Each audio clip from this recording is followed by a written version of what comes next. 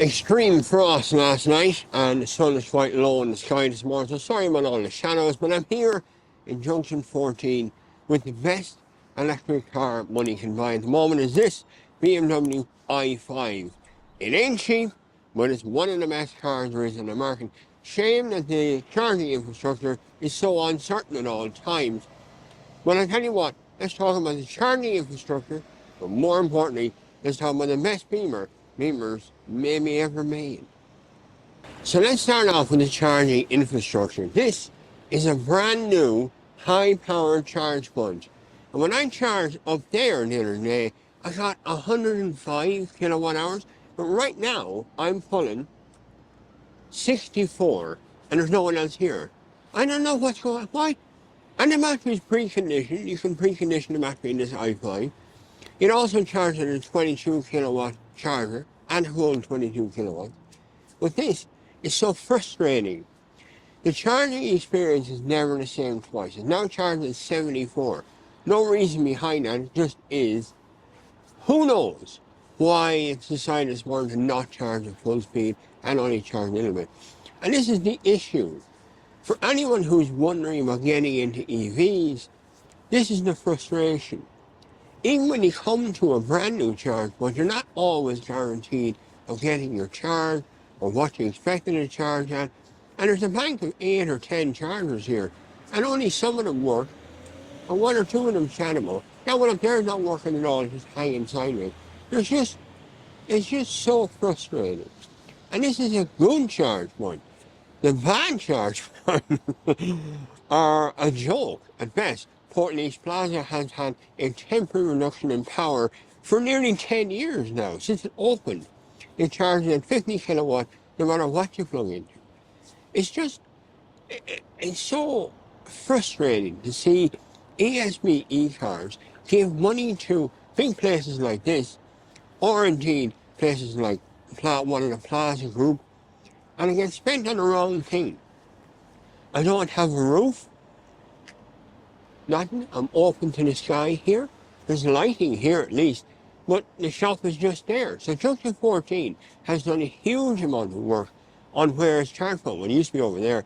Now it's here, it's one of the first charge points in the country, and they put in one of the faster charge points in the country now. But we're still here with no roof, no area, no bins. There's no bin. The bin is off over there in the normal car park part. We're right here beside the trucks. It's just, and I jealously look over at the Texaco petrol station, watching cars coming and going. 10 minutes, off they go again. It's frustrating, and that's the real crux of the matter. Anyway, let's have a think about the car now. Funny enough, now the charge is going at 107 kilowatts. And yet I preconditioned the car on the way here. So when it's coming over, I preconditioned the battery to be able to take a charge. Still you're in trouble. Anyway, not the car's fault, I don't think. The charging infrastructure. The beautiful interior in this car. I can't explain why it's such a simple, ordinary BMW, and yet it seems to just tick all my boxes. The only criticism I have is there's 2 wireless charging pads here, and they're unnecessary, BMW. I don't really like charging my phone wirelessly. I think it overheats the battery in the phone and shortens the lifespan. I prefer a cable, if I'm honest with you. They do provide 2 USB-C ports here, but your phone will still attempt to charge from the wireless charging pads when you put it on. I don't like that. If you're going to give me a pad, give me a way to turn off the pad. You know what I mean? Give me a way in the settings here to disable the pad from charging. Everything else is amazing. I love this screen to tell you what you're charging at, how long you're going to be, how many kilometers you got. Brilliant information across the dashboard here. A lot of car companies can learn from that screen. It's very important to tell me how long I'm going to be, how much more I need to go, and whether I'm charging or not. I light some on the outside to say the car is charging or not charging. The reason I say that is because when you're approaching a charge point, you often can't see if the car is nearly full or whatever. No lights anywhere on the outside. This tells me everything, and tells me everything on the outside because there's the lights there too. The back seat here is equally as well appointed as the front seat. Lovely comfortable place to sit. Tons of room for everybody. And all your own heating controls. You have all your own heating controls in the back seat, including heated seats for the rear passengers. Acres of space in the boot. Tons of room. And underneath here, you have room for all your cables that you're going to need when you're out electrically charging. Also, the shopping bag hooks here are worse than useless, but they're there at least. All the lights and stuff are always worth to mention, but really worth to mention is this car is the M60 version. So it is 593 horsepower, I think, somewhere around there. Now, that comes with its own issues. If you want max range, you can't use that power. If you want to go fast, you look at the max range. Range is somewhere between 450, 500. In reality terms, 400 is much more achievable. Particularly last night, -3 here last night, very cold. It's about 1 or 2 degrees right now. It's not freezing anymore, but it's not bloody cold here. Now, we need to discuss something, and that is the price of this car. Because Ireland taxes the things they don't understand, and if they really don't understand it, they tax it even more, the price of this car becomes €130,000. That's not cheap, don't get me wrong, but it is one of the best experiences you can ever have as an electric vehicle. It's as good as it gets. Ride, performance, range, the lot. It seems to do everything you want to do, but it's not cheap. And most of that is the way it is taxed here in Ireland, because we don't seem to understand how these things work, and so that's the way the government is. Let's tax it. You don't understand it? Tax it. Simple as that. Now, let's get on the road and actually see what it's like to drive after it fills up a bit more. Unfortunately, people, as much as people think that I'm an EV hater or something, I actually like a lot of the cars. I think the Skoda Enyaq is still a bloody good car. This is the best of the best. Big difference in price. But this is as good as it gets.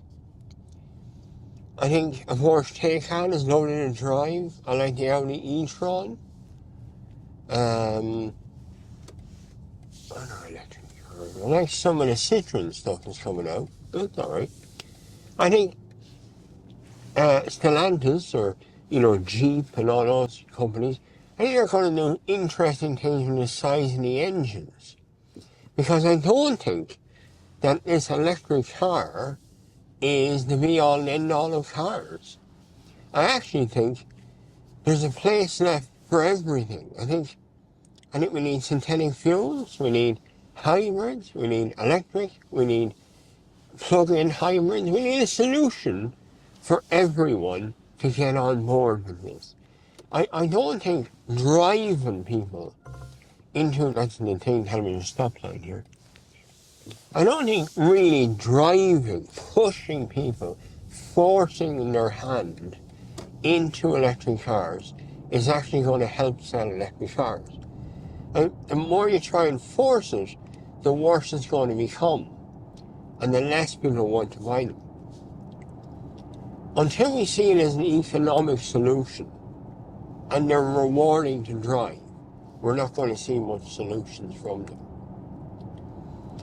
And the problem with that is what I just experienced a second ago. Unreliable charging speeds. Yes, loads of charging free. No, the speed of them, miserable. Miserable. It would not charge. Now, this car is as good as it gets. So if you are very wealthy, you can afford to buy this car, a set of solar panels, and a home charging unit to charge your car at home for essentially free, if you can store it all. So you need about 150 to 200,000 euros to convert your house bill and do all that. You see, the environmental solution is not straightforward. The cars are great, but we can't charge them properly. Now this car is currently auto driving. You might have noticed a big bump there on the road. This is very, very good over bumps. Just whacks along and gets here all the time. I'm sorry, the sun is on this side of us, So it's only get slightly blown out in the colours. I can't really do much about it. It's just the way, I can try and get away, but I'm going this way because the car is going back. I'm actually going to Kildare town, my hometown, the original one. After that rather miserable charging experience, I have 77% battery, which the machine says will take me 248 kilometers. That is Apple Maps. Apple Maps now has all of the charge points. So if I go into Apple Maps and I go search, and I go charging stations, it shows me all the charge points ahead of me in a direction of travel. Very sensible thing that. So it knows I'm going this way, so it's showing me the charge points and what they are. So it shows me that it's ESB e-cars, or it shows me that it's EasyGo, or it shows me that it's Ionity. Ionity is the fastest but the most expensive. EasyGo isn't cheap anymore. They're not the fastest either. They tend to be stuck at 50 kilowatt hours wherever you get them. A lot of that's because ESB will give them more power. ESB is the most common one, but also one of the more supported ones. So when a unit's out of service, it tends to be out of service for months. But there's a temporary reduction in power, which I was told once upon a time by the chairman of the EV Owners Association, who's trying to make a laugh out of me, saying that Portneys Plaza doesn't even know that it's a temporary reduction in power. That's nearly 10 years ago, and it's still reducing power. Never got the 150 that was promised. Because, of course, ESB gave money to the private sector to sort out their problems in this country, and yet, in the UK, they install their own chargers. I don't know.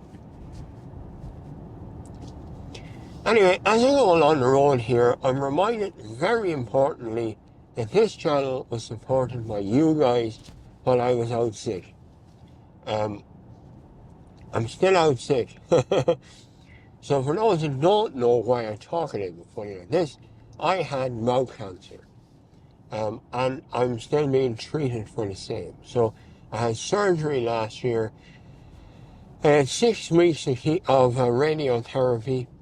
And I'm through all that, but I need more surgery, and I'm still being, seen on the outpatients list. And anyway, I'm now trying to get back to work. I'm still quite sore to talk, and I have some problems in my throat and mouth.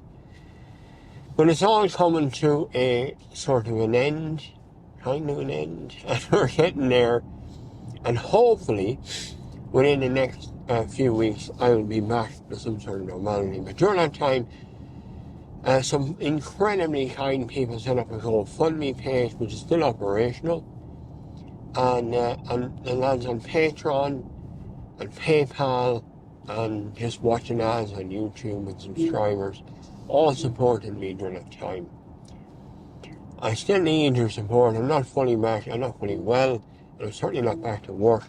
But hopefully, I'll be back to some sort of normality in the next few months. Anyway, if you can support on any platform, please do. That's it for the review of this car. I think it's one of the best electric cars you can buy at the moment. Certainly performance-wise, it's incredible.